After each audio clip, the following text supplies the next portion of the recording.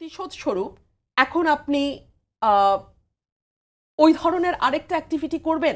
মানে একটা চোখের বদলে আরেকটা চোখ যখন আপনি নিতে শুরু করবেন তখন আপনি পুরো সমাজকে অন্ধ পাবেন।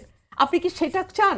আমার তো মনে হয় বাংলাদেশে যদি নেলসন ম্যান্ডেলার জন্ম হতো, ওনাকে বলা হতো শ্বেতাঙ্গদের দালাল, কারণ উনি ট্রুথ অ্যান্ড রিকনসিলিয়েশন করেছিলেন। মানে আমি জানি এত অসহিষ্ণু, এত প্রতিশোধ পরায়ণ এবং এত ক্ষুদ্র ক্ষুদ্র স্বার্থে, নিজেদের ছোট্ট ছোট্ট ব্যক্তিগত স্বার্থে, ইউটিউবের কিছু পয়সা কামানো, কিছু ডলার কামানো, কিছু বেশি ভিউ হলে কিছু পয়সা আসবে, এত নিচে নামা আমার মনে হয় না পৃথিবীর আর কোনো জাতি। আমি না অনেক গরিব দেশে গেছি, আমি আফ্রিকার অনেক দেশে গেছি, আমি ভুটানে গেছি। ভুটান কিন্তু খুব দরিদ্র দেশ, ভুটান কিন্তু খুব পয়সাওয়ালা দেশ না, কিন্তু আমি এত অসভ্য জাতি কোথাও দেখি নাই। আমাদের একটা কালেকটিভ অসভ্যতা, কালেকটিভ অসভ্যতা আমি পৃথিবীর কোথাও দেখি নাই।